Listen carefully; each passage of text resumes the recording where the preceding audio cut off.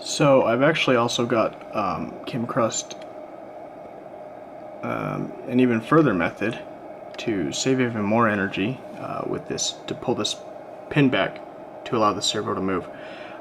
You'll notice I've got my duty cycle set to 40%. If I try and turn this on, the piston won't move. Obviously it has stayed in its same position. You notice it doesn't move. However,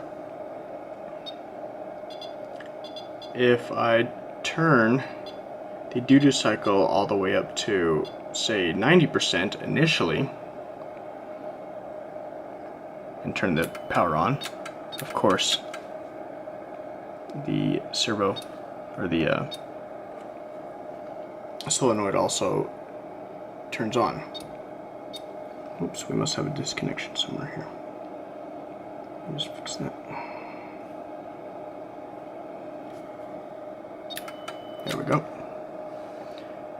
So you can see it going on.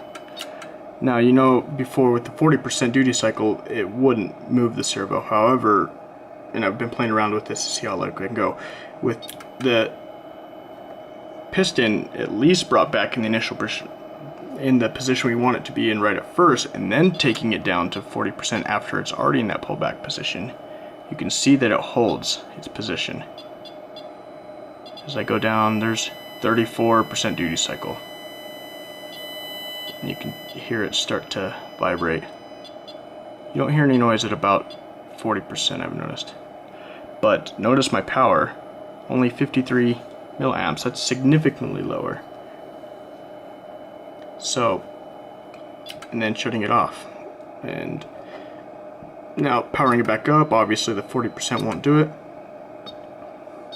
Having the duty cycle be about 90% initially brings it back. I can take it back down to 40.